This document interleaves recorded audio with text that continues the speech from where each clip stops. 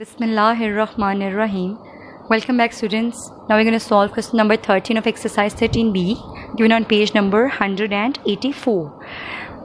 बेटे इसमें हमें क्वेश्चन में अगेन आइसोसेल का कॉन्सेप्ट है, उसको रिवाइज करना होगा कि आइसोसेल क्या होती है, जिसकी दो साइड्स इक्वल होती हैं, राइट। अगर दो साइड्स इक्वल हैं तो पुत्र उनकी वजह से एंगल्स बनते हैं, बेस के ऊपर एंगल जो होते हैं वो भी इक्वल होते हैं आपस में, ऑलराइट क्लास। और जो उनकी ऑपोजिट होता है वो वर्टिकल एंगल होता है। In the isosceles triangle A B C एक आइसोसेल है। द बाइसेक्टर्स BONCO, बाइसेक्टर कहते हैं कि जो भी ट्राइंगल थी उसका हाफ जो उसको बाइसेक्ट करता है, बाइसेक्ट करने का मतलब है दो हिस्सों में डिवाइड कर दिया। ये पूरी ट्राइंगल थी, इसके दो हिस्से कर दिएंगे। देखें ये बाइसेक्टर है, ये हाफ ट्राइंगल है, इसकी हाफ है ये, ठीक है। बाइसेक्टर BO एंड CO, ये देखें CO और BO ये दोनों बाइसेक्टर हैं। मीट एट O पे मिलते हैं, ये पॉइंट O है। B और CO दोनों एक पॉइंट पे मिल रहे हैं। फाइंड मेजरमेंट एंगल BOC, आपने BOC फाइंड आउट करना है, ये वाला एंगल फाइंड आउट करना है। ये तो हमें मिल ही जाएंगे बेटे, क्योंकि ये दोनों आपस में क्या हैं, जो पहली इन्फॉर्मेशन है उसके मुताबिक हमें पता है B और C आपस में इक्वल हैं। ये तो मस्ट है बेटा, ये आपने याद रखना है। एंगल B और एंगल C क्या है, आपस में इक्वल हैं। रीज़न क्या है कि ये आइसोसेल है। आइसोसेल में बेस एंगल आपस में इक्वल होते हैं, उसका ऑपोजिट वर्टिकल होता है, और वर्टिकल एंगल इक्वल नहीं, मतलब वो तो नहीं इक्वल होता, मीन्स दो आपके पास जो एंगल्स हैं ना वो तो मस्ट इक्वल होंगे। सो B और C तो आपस में इक्वल हैं। अब इन दोनों का किया, उन्होंने क्या किया, इस ट्राइंगल का कर दिया हाफ, यानी कि बाइसेक्टर्स आ गए हमारे पास। ये बाइसेक्टर्स हैं। जो बाइसेक्टर आपस में किस पॉइंट पे मिल रहे हैं, O के पॉइंट पे मिल रहे हैं। हमें बेसिकली ये फाइंड आउट करना है, ये वाला एंगल फाइंड आउट करना है, ठीक है। सो स्टार्ट करते हैं। बहुत इंटरेस्टिंग क्वेश्चन है क्लास, और बहुत डिफरेंट है। जो प्रीवियस अभी तक हमने काम किया उनसे थोड़ा सा डिफरेंट है।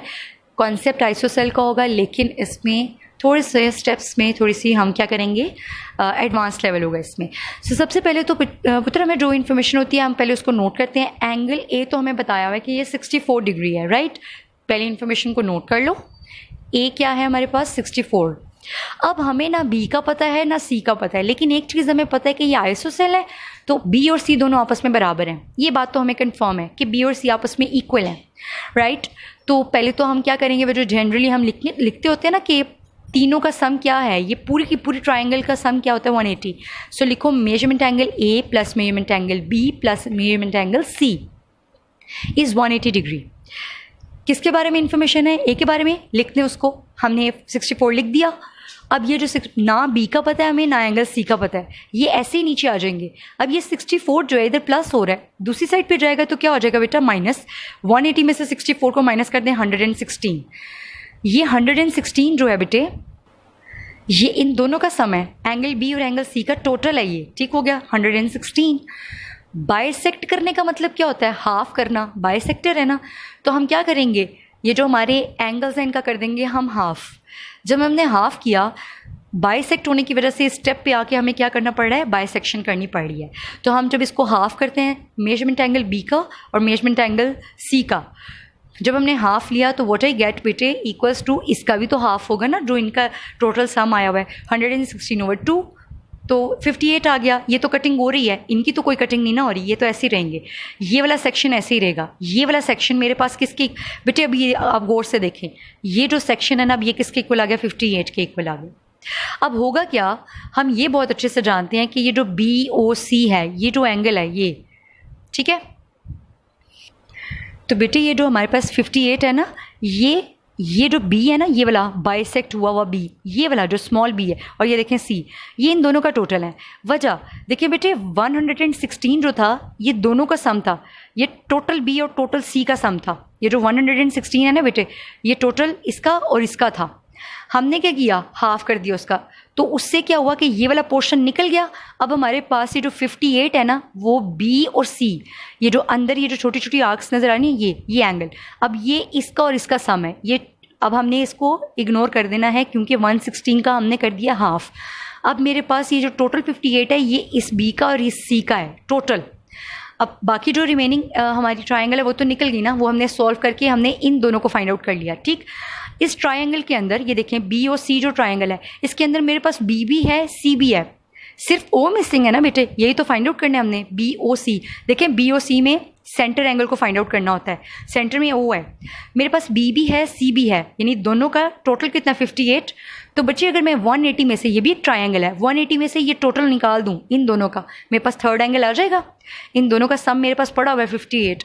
अगर मैं 180 डिग्री में से 58 को माइनस कर दूं तो मेरे पास ऑटोमेटिकली ओ का एंगल आ जाएगा। तो व्हाट आई डू, मैं लिखूंगी जो कि हमने फाइंड आउट करना है उसको लिखें, मेजरमेंट एंगल बी ओ सी को लिखें, 180 में से 180 डिग्री में से माइनस कर दें आप ये जो मेरे पास इन दोनों का, ये जो मेजरमेंट एंगल बी और मेजरमेंट एंगल सी का आंसर नहीं आता 58, आप डायरेक्ट 58 भी लिख सकते हो, लेकिन ये 58 आंसर किसका है, किसका आंसर था बेटे, इसका आंसर था, इसको ब्रैकेट में लिख दो, यानी कि हाफ बी हाफ सी। देख लें measurement B over 2 measurement C over 2, ये हाफ हाफ हैं, इन दोनों का 58 आंसर था, राइट।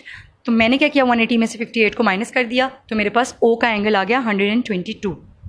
सबसे पहले बेटे आपने क्या करना है, एंगल ए लिखना है, वो कितना है 64। फिर हमें पता है ये टोटल जो ट्राइंगल है, अभी आप बाइसेक्ट पे ना जाएं, टोटल जो होता है वो कितना होता है 180। मैंने तीनों एंगल्स लिखे ए बी सी, और जिसका आंसर मुझे पता था मैंने उसको लिख दिया, उसको मैंने माइनस किया, मेरे पास 116 तो आया, लेकिन ये टोटल बी का आंसर आया, पूरे का पूरे बी का, ये पूरा बी एंगल, ये पूरे बी का, पूरे सी का आंसर आया मेरे पास, और वो भी इकट्ठा, बी और सी का इकट्ठा आया 116। मैंने क्या करना था, क्योंकि ये बाइसेक्ट किया हुआ है ना बी और सी ओ, तो मैंने क्या किया कि इनका बाइसेक्ट कर दिया, इनको भी, एंगल्स का भी बाइसेक्ट कर दिया, तो जो इनका आंसर था वो भी बाइसेक्ट होके 58।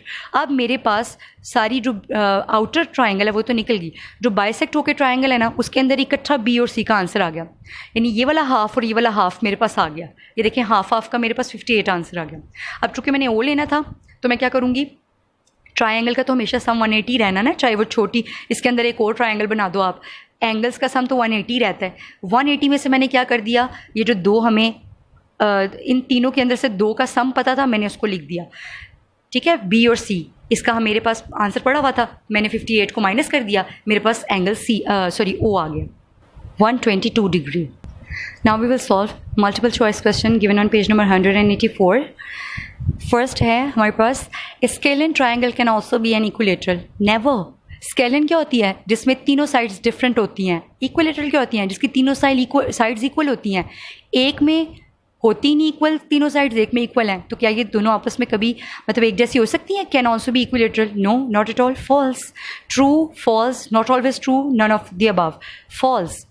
नेक्स्ट हमारे पास है जी, a right isosceles triangle has one right angle and two angles 45 each. Of course yes बेटे, ये तो हम क्वेश्चन भी करके आए हैं कि हमारे पास एक ट्राइंगल थी, उसमें एक वो थी भी आइसोसेल की वजह से दो साइड्स इक्वल, मतलब दो एंगल्स मस्ट हैं इक्वल होना, और उसमें एक एंगल राइट एंगल होना चाहिए। 90 का एंगल बना राइट एंगल से, और आइसोसेल की वजह से 45 के दो बन गए। ये देखिए हमने क्वेश्चन भी किया था इसका, an isosceles right angle triangle, उसके अंदर देखिए 90 डिग्री का एक बन रहा था और दो 45 के। अब ये राइट एंगल भी होगी और आइसोसेल भी होगी, तो ये बिल्कुल ट्रू लिखा हुआ था।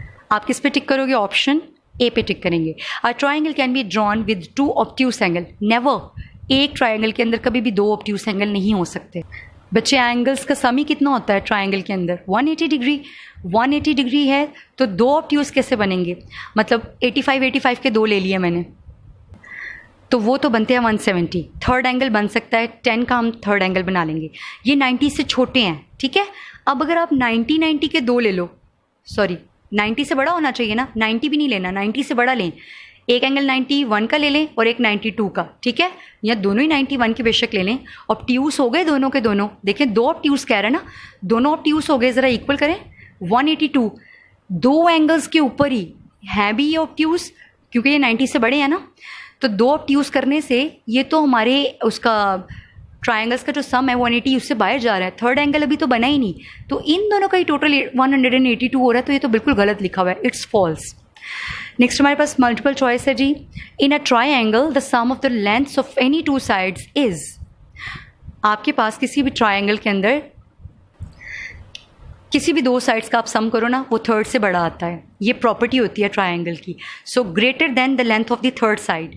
जब कभी आप जो है ट्राइंगल उसकी दो साइड्स का सम कर लें, दो साइड्स का टोटल हो गया, थर्ड साइड उनके टोटल से हमेशा छोटी होती है, ठीक है। यू कैन सी क्लास मैंने एक ट्राइंगल ड्रॉ की है, उसमें मैंने डिफरेंट जो है उसकी वो ली हैं, लेंथ्स ली हैं। आप एक जैसे से भी करके देख सकते हैं बेटे। मैंने फर्स्ट किया तो इन दोनों साइड्स को प्लस करें, दो साइड्स का सम हमेशा थर्ड वाली से बड़ा आएगा। इन दोनों को पहले प्लस करते हैं, दो साइड्स को प्लस किया 7 आ गया। ये देखिए ये 5 से बड़ा, ये थर्ड थी ना साइड हमारी, ये इससे ग्रेटर है 7। अब इसको छोड़ दें, इन दोनों का कर लेते हैं सम। 4 + 5 को प्लस करें 9 आता है, और ये थर्ड साइड की 9 3 से बड़ा होता है। फिर ये भी दोनों हो गई, ये भी दोनों हो गई। अब इन दोनों को करके देख लेते हैं। 5 और 3 को प्लस करें 8 आता है। इन दोनों का जो सम आया वो 4 से ग्रेटर है। सो आप कोई भी क्वेश्चन ले सकते हैं। और बच्चे आपने ये नहीं सोचना कि 3 डिफरेंट होंगी तभी ये पूरी होगी प्रॉपर्टी। आप एक जैसी साइड्स वाली ले लें, यानी कि आप ले लो इक्विलेटरल। इक्विलेटरल में इन दोनों साइड्स का सम करो, 2 + 2 4 आएगा। हर केस में 4 ही आना है सम, ठीक है। हमने इन दोनों का किया, 4 आंसर आया। थर्ड वाली का भी आंसर 2 है, 4 2 से बड़ा होता है। इन दोनों को प्लस करो, 2 + 2 4 आएगा, वो भी 2 से बड़ा है, जो कि थर्ड ये है। अब इन दोनों को प्लस करो, 2 + 2, ये हमारी थर्ड साइड है जो कि 2 है।